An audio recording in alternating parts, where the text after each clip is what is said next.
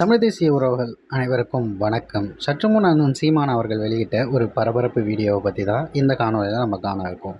இந்த காணொலியில் அண்ணன் சீமான் அவர்கள் என்ன கூறியிருக்கார் அப்படின்னா, நமது தாத்தா பாக்கா மூக்கையா தேவர் அவர்களுக்கு 100 புகழ் வணக்கம் பொதுக்கூட்டம் செய்யணும் அப்படிங்கிற ஒரு முடிவை எடுத்திருக்காரு.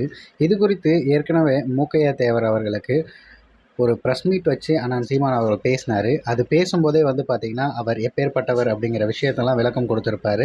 அதிலேயே பார்த்திங்கன்னா, அண்ணன் சீமான் அவர்கள் அவருக்கான ஒரு பொதுக்கூட்டம் நாங்கள் செய்வோம், ஆனால் இன்றைக்கி ஒரு வாழ்த்து செய்தி கூட போட்டிருக்க மாட்டாங்க திராவிடர்கள் அப்படிங்கிறத அந்த நேரத்திலையும் அவர்கள் எப்படிப்பட்டவர்களதை தோலுரித்து காட்டியிருப்பார்.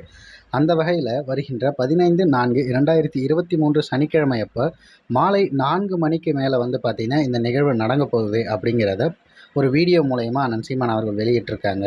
இதற்கான இடம் எங்கே அப்படின்னா, உசிலம்பட்டி கிட்ட முருகன் கோயில் தெருக்கிட்ட இந்த விஷயங்கள் நடந்திருக்குங்க. மதுரையில் தான் இது நடக்குது. அதனால் மானத்தமிழர்கள் எல்லாம் மறவாமல் கூடணும் அப்படிங்கிறத அண்ணன் சீமான் அவர்கள் கூறியிருக்காங்க.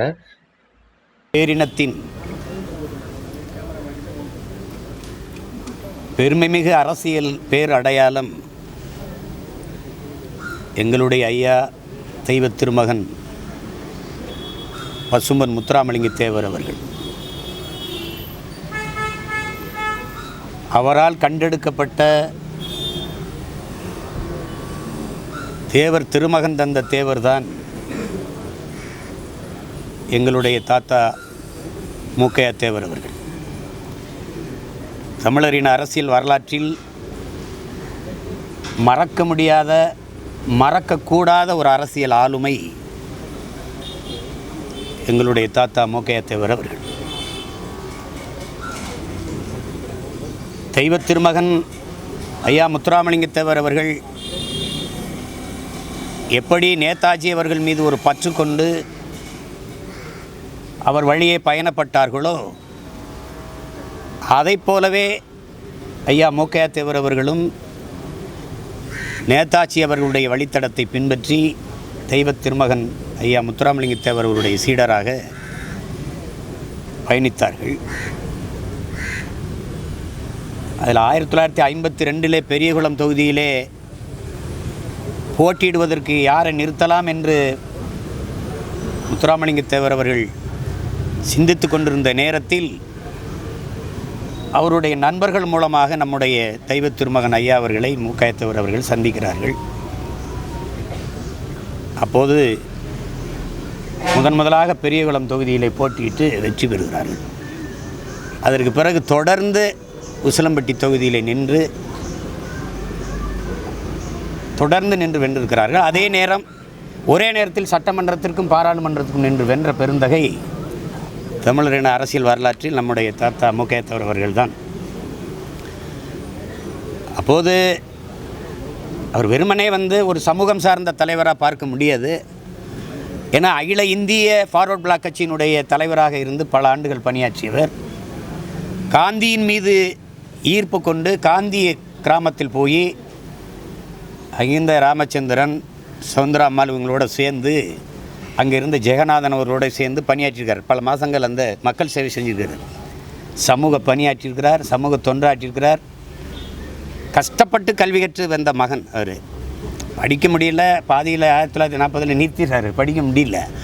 அதுக்கப்புறம் அங்கங்கே போய் வேலை செஞ்சு மறுபடியும் 1944 போய் சேர்ந்து தன்னுடைய பட்டப்படிப்பை முடிக்கிறார். அப்போ அந்த மாதிரி சூழலில் கல்வி கற்க முடியாத தன் சமூக பிள்ளைகளை எப்படியாவது படிக்க வைக்கணும் தான் எங்கள் தாத்தா முத்துராமலிங்க தேவர் பேரில் உசிலம்பட்டியில் தேவர் கல்லூரியை ஆரம்பிக்கிறாரு. அதற்கு அரும்பாடு ஆற்றாரு. அதற்கு கூட இருந்தவர் என்னுடைய அண்ணன் பழனிபாபா என்பதில் எங்களுக்கு பெருமை. அதில் அவங்க ஒரு வயதில் அவரை விட சின்னவராக இருந்தாலும் ரொம்ப நட்பு பாராட்டி இருந்திருக்கிறாங்க. பாராளுமன்ற உறுப்பினராக அவர் இருக்கும்போது, ராமநாதபுரம் பாராளுமன்ற உறுப்பினராக இருக்கும்போது அம்மையார் இந்திரா காந்தி கச்சத்தீவை எடுத்து கொடுக்குறாங்க.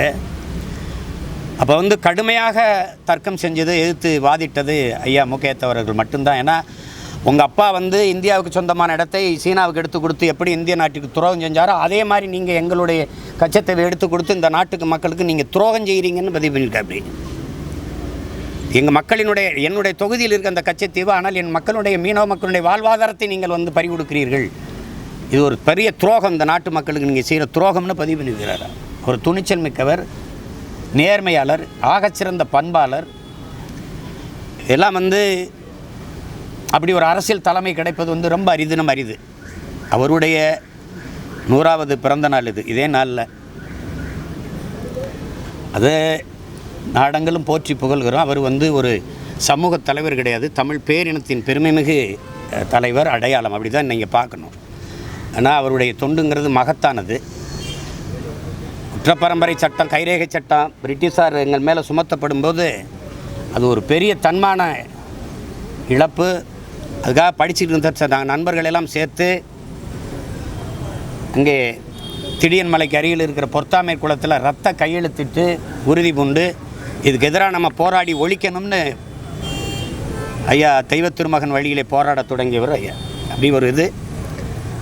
அவரை வந்து நாங்கள் போற்றுவது என்பது சும்மா கடமைக்கில்லை, கடமையாக செய்கிறோம். சும்மா கடமைக்கு எல்லோரும் அவர் வணக்கம் செலுத்துகிறாங்க, நாங்களும் செலுத்தணும்னு இல்லை. எங்கள் பிறவி கடமை அதை செய்கிறோம். எங்கள் தாத்தாவுக்கு நாங்கள் செய்ய வேண்டிய கடமை அதை செய்கிறோம். அதனால் இந்த ஏப்ரல் 15 குசலம்பட்டியில் அவர் நினைவிடத்தில் வணக்கத்தை செலுத்தி மாபெரும் எழுச்சி மிகுந்த புகழ் வகுத்த பொதுக்கூட்டத்தை நாம் தமிழர் கட்சி நடத்துது. அதில் நாங்கள்லாம் பங்கேற்கிறேன், நான் பங்கேற்று பேசுகிறேன். அதில் அவருடைய வரலாறு, அவர் எந்த அளவிற்கு தமிழ் சமூகத்திற்கு பங்காற்றியிருக்கிறார் அதெல்லாம் பேசுவோம். நாங்கள் அதுக்கு பேசுவோம். அதனால் நாங்கள் அவர் கட்டிய கல்லூரியில் படித்து வந்த பிள்ளைகள் இந்த ஒருத்தர் நிற்கிறாரு. நிறைய அவரால் கல்வியறிவு பெற்ற பிள்ளைகள் இன்றும் பல பேர் படிச்சுட்டு வந்துக்கிட்டு இருக்கோம். அந்த மாதிரி இதில் அவருக்கு புகழ் வணக்கத்தை செலுத்தி அவர் நினைவை போற்றுவதில் தமிழனாக பிறந்த ஒவ்வொருத்தனுக்கும் பெருமையும் திமிரும் இருக்குது. அது எங்களுக்கும் இருக்குது.